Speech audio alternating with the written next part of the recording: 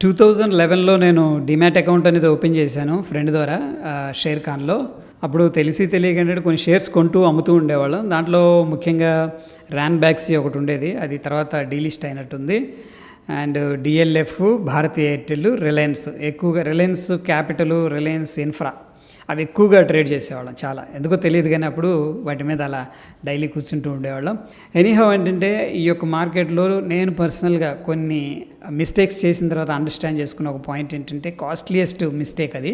మనం మార్కెట్‌ని ఎప్పుడు కూడా ఈగోతో డీల్ చేయకూడదు. సపోజ్ మనం మార్కెట్‌లో ఎంటర్ అయ్యాం, మనం బుల్ అనుకున్నాం, అది బేర్ అయిపోయింది. యాక్సెప్ట్ చేసేయాలి. దట్ డిఫీట్‌ని మనం యాక్సెప్ట్ చేసామనుకో అంతటితో వెళ్ళిపోద్ది. లేదు దాంతో ఫైట్ చేసామనుకోండి అది చాలా పెద్ద కాస్ట్లీ మిస్టేక్ అవుతుందన్నమాట. సో నేను దాన్ని ఎక్స్పీరియన్స్ చేశా కాబట్టి మైట్ బి మీరు కూడా ఎక్స్పీరియన్స్ చేసి ఉండొచ్చు. ఓకే, అందుకని ఎప్పుడు కూడా డ్రైవరు ఎవరంటే వాళ్ళే ప్లేయర్స్. వాళ్ళని జస్ట్ మనం ఫాలో అవ్వటమే కానీ వెహికల్ని వెళ్ళి మనం ఢీకొనలేమన్నమాట. అది పైకి వెళ్తుంది అనుకోండి, దాంతోపాటు వెళ్ళటమే. కిందకి వెళ్తే మనం వెళ్ళటం. ఒకవేళ మనం వెళ్ళలేకపోయామనుకోండి, ఏదో ఒక పాయింట్లో ఎగ్జిట్ అయిపోవడం బెటర్ అనమాట. That is they. ఇంకా సెకండ్ థింగ్ ఏంటంటే మార్కెట్లో నేను పర్సనల్గా చూసింది లాసెస్ని యావరేజింగ్ చేయటం. ఇది చాలా ఇనీషియల్గా అందరూ చేసే మిస్టేక్ అనమాట. మనం 100 రూపాయల దగ్గర బై చేసుకున్నాం, 80 రూపాయలు స్టాప్ లాస్ అనుకున్నాం, అది 80కి వచ్చింది. స్టాప్ లాస్ తీసుకోవాలి కదా, బట్ 80 దగ్గర మళ్ళీ దాన్ని యావరేజ్ చేసి మళ్ళీ అది 70కి వచ్చి 70కి వచ్చిన తర్వాత దాన్ని యావరేజ్ చేసి. ఇది ఎందుకు చెప్తున్నానంటే ఐ థింక్ సింగపూర్ మార్కెట్లో ఒక అతను ఏం చేశాడంటే ఒక బుక్లో రాశాడనమాట. హ్యూజ్ లాసెస్ అనేది తీసుకున్నాడు. ఏంటంటే స్ట్రాంగ్ గ్యాప్ అప్ అయింది మార్కెట్. యాక్చువల్గా అతను పొజిషన్స్ ఉన్నాయి, హ్యూజ్ గ్యాప్ డౌన్ అయిపోయింది నెక్స్ట్ డే. ఏం చేస్తున్నాడంటే ఆల్రెడీ 10-15% కిందకు వచ్చేసింది, ఇంకా ఇక్కడ నుంచి కొద్దిగా బౌన్స్ అవ్వదా అన్న ఉద్దేశంతో మళ్ళీ ఇన్వెస్ట్ చేసాడు. దాని తర్వాత సెకండ్ డే మళ్ళీ స్ట్రాంగ్ గ్యాప్ అప్. అట్లా వరుసగా దగ్గర 10 డేస్ లోవర్ సర్క్యూట్స్ వెళ్ళిపోతూ ఉందన్నమాట daily. So he made huge losses on the trade. అతను ఆ బుక్లో క్లియర్గా మెన్షన్ చేసాడు అనమాట. నేను ఫస్ట్ రోజు నా యొక్క మిస్టేక్ని నేను కన్నా యాక్సెప్ట్ చేస్తుంటే $1 మిలియన్ నేను బయటపడేవాడిని లాస్తో. బట్ నేను యాక్సెప్ట్ చేయలేదు, దాన్ని డైజెస్ట్ చేసుకోలేదు, దానివల్ల $1 బిలియన్ అనేది లాస్ అయ్యానని చెప్పేసి చెప్తాడనమాట. సో అందుకని ఎప్పుడు కూడా మనం రైటా రాంగా అనేది ఎవరు చెప్పక్కర్లేదు. మన ప్రాఫిట్ అక్కడ కనిపిస్తూ ఉంటుంది, లాస్ ప్రాఫిట్ ఎంత ఉందని చెప్పేసి. అది కానీ కరెక్ట్గా లేదు అంటే something is there, something is happening అని చెప్పేసి మనం ఏంటంటే స్ట్రిక్ట్గా దాన్ని అసెస్మెంట్ చేయగలగాలి. That is there.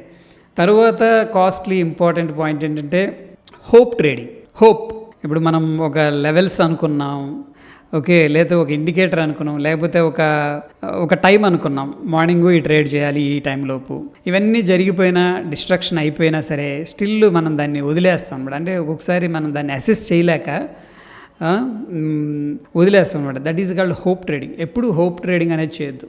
చిన్నదో పెద్దదో ఓకే, ఎంతో కొంత ఒకవేళ మార్కెట్ మనం అనుకున్న డైరెక్షన్లో లేదు అనుకోండి, దాన్ని యాక్సెప్ట్ చేసేసి బయటికి రండి. ఎప్పుడు కూడా హోప్ అనేది పెట్టుకోదు. ఎందుకంటే market won't listen our prayers. మనం ఎంతసేపు ప్రార్థించినా మార్కెట్ డ్రైవరు ఒక అతను ఉంటాడు, వాళ్ళు నడుపుతూ ఉంటారనమాట. సో మనం ఫాలో అవుతూ ఉండాలి.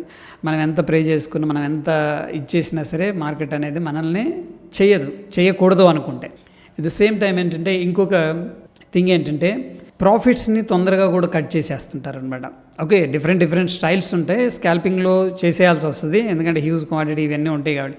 బట్ జనరల్గా చేసే మిస్టేక్ ఏంటంటే ఫర్ ఎగ్జాంపుల్ ఇప్పుడు ఎస్ బ్యాంక్ విషయానికి వస్తే, ఎస్ బ్యాంక్ క్రాష్ అయినప్పుడు 400 నుంచి 230, 130, 170లో చాలామంది హోల్డ్ చేశారు. ఫస్ట్ 230 దగ్గర చాలామంది బై చేశారనమాట. ఎందుకంటే ఇట్స్ డిస్కౌంట్ అనమాట, 170 రూపీస్ డిస్కౌంట్ వచ్చేసింది. ఎంత డిస్కౌంట్ అయింది అని చెప్పేసి బై చేశారు. దాని తర్వాత పోర్ట్ఫోలియోలో 30%, 40%, 50%, 60% లాసెస్ వచ్చినా భరించారు. బట్ వాళ్ళు కొన్ని స్టాక్స్ ఇన్వెస్ట్ చేసినవి 10%, 20%, 30% రంగులో ఎగ్జిట్ అయిపోతున్నారు. అప్పుడు ఏంటంటే ఇక్కడ రిస్క్ రివార్డ్ అనేది ఎప్పుడు కూడా మ్యాచ్ అవ్వట్లేదు. సో దీని మీద కూడా ఏంటంటే ఫోకస్ అనేది చేయాల్సి ఉంటుంది. ఓకే, మనం ఏవైతే లాసెస్ని 60%, 50% అనేది హోల్డ్ చేసినప్పుడు ప్రాఫిట్స్ కూడా హోల్డ్ చేయాలి కదా. సో అది కూడా ఇనిషియల్గా నేను చాలా పెద్ద మిస్టేక్ చేశాను అనమాట. సో ఈ యొక్క ఇన్వెస్ట్మెంట్ చేసాం, 30% లాస్ అనుకున్నాం, 60, 40, 50 వచ్చినప్పుడు అదేవిధంగా ప్రాఫిట్స్ని కూడా వెయిట్ చేయాల్సి ఉంటుంది కదా. ప్రాఫిట్స్ ఏమో 5%, 2% రాగానే 1000, 2000 తీసేస్తే అది కరెక్ట్గా మ్యాచ్ అవ్వదు. ఆ యొక్క పాయింట్ మీద కూడా ఒకవేళ మీకు ఎక్స్పీరియన్స్ అవుతూ ఉంటే దాని మీద కూడా వర్క్ చేయాల్సి ఉంటుంది. కొంతమంది ఏంటంటే హోలీ గ్రెయిల్ ఇండికేటర్ కోసం చాలా సెర్చ్ చేస్తారనమాట. ఈవెన్ నేను కూడా దగ్గర దగ్గర 2-3 ఇయర్స్ అనేది వేస్ట్ చేశాను టైం. హోలీ గ్రెయిల్ సిస్టమ్ అనేది మార్కెట్లో లేదనమాట. అంటే ఈ ఇండికేటర్ మనకు తెలిస్తే, ఈ ఇండికేటర్ గురించి నేర్చుకుంటే 100% మనం ట్రేడ్ చేసేస్తాము, మనకు ప్రాఫిట్స్ వస్తాయి. అది కాదు, మార్కెట్లో ఏంటంటే ఫస్ట్ రైట్ మైండ్ సెట్ అనేది డెవలప్ చేసుకోవాలి. That is very important. ఒకసారి గురువు గారు మేము చెన్నై వెళ్ళాము, పేర్సందర వారి కూడా క్లాస్ కూడా నేను అటెండ్ అయ్యాను అనమాట. సో మాట్లాడుతూ చాలామంది నేను అది చేశాను, ఇలా అయింది అనేది పోయింది. అది అంటే సింపుల్గా ఆయన ఏమన్నాడు, కాసేపు తర్వాత మీరు ఏదైతే చేస్తున్నారో దానికి ఆపోజిట్ చేసే ప్రాఫిట్సే కదా అన్నాడు. Simple solution. అసలు దానికి 50,000 ఎందుకు పే చేయాలి మీరు? సో సింపుల్ థింగ్ నిజంగానే అది. బట్ ఏంటంటే మనం దాని మీద ఫోకస్ చేయగానే మనం ఇప్పుడు ఏదైతే చేస్తున్నామో అది వర్కౌట్ అవ్వనప్పుడు దాన్ని రివర్స్ అనేది చేయగలగాలి. దట్ ఈజ్ వెరీ ఇంపార్టెంట్ అనమాట. సో ఇక్కడ హోలీ గ్రెయిల్ ఇండికేటరు, హోలీ గ్రెయిల్ సిస్టమ్ అనేది సెర్చ్ అనేది చేయటం ఆపేస్తే మీ చాలా టైం అనేది సేవ్ అయిపోతుంది. దాని తర్వాత మీరు రైట్ మైండ్ సెట్ అనేది ఫాలో అవ్వాలి. That is very important. So అందుకని ఎగ్జాంపుల్ చెప్తున్నాను, రైట్ మైండ్ సెట్. అంటే మనకి ప్లేయర్స్ ఎప్పుడైతే అప్ ట్రెండ్లో ఉన్నారో, అప్ ట్రెండ్లో ఉన్నప్పుడు మనం ఆ ట్రెండ్లో ఉండడానికి ట్రై చేయాలి. డౌన్ ట్రెండ్లో ఉన్నారనుకో డౌన్ ట్రెండ్లో ఉండడానికి ట్రై చేయాలి. సో ఆ ట్రెండ్స్ మీద మనం ఫోకస్ అనేది చేయాలి. దాని గురించే మన ఛానల్ ఏంటంటే ఎడ్యుకేషనల్ కాంటెంట్ చార్ట్స్ ఓపెన్ చేస్తున్నాను. చార్ట్స్ ఓపెన్ చేయగానే కొంతమంది అయితే అసలు దాన్ని వాచ్ చేయట్లేదు. Okay, anyhow that is personal interest అనుకోండి. I'm not blaming any one.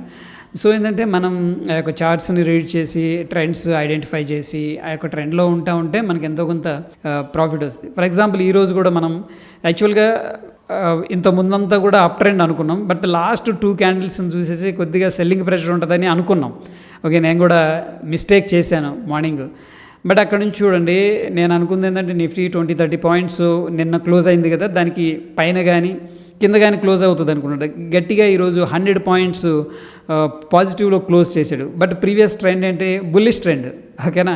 But last 2 days data అనేది చూసాం. అండ్ ఓపెన్ ఇంట్రెస్ట్ కూడా 19,400 19,500 దగ్గర ఉంది కాబట్టి మనం ఆ డెసిషన్ తీసుకున్నాం. That is what I'm saying. ఒక్కొక్కసారి మనం కూడా మిస్టేక్స్ చేస్తాం. మనం మిస్టేక్స్ని ఏంటంటే యాక్సెప్ట్ చేసుకొని మనం ఓకే ఇంతటితో ఇది అయిపోయింది, నెక్స్ట్ గ్రేట్ ఆపర్చునిటీ ఎక్కడుంది అని చెప్పేసి దానికోసం ఏంటంటే మనం ప్లాన్ అనేది చేసుకుంటూ ఉంటే డెఫినెట్గా ఏంటంటే గుడ్ రిజల్ట్స్ అనేది వచ్చే అవకాశం ఉంది. So that is all about ఏంటంటే స్మాల్ ఇన్సైట్స్ అనుకోవచ్చు. స్టిల్ మీకు ఏదైనా డౌట్ ఉన్నా కింద కామెంట్ చేయండి. వీడియో నచ్చిందంటే డెఫినెట్గా లైక్ చేయండి ఫ్రెండ్స్. Thank you.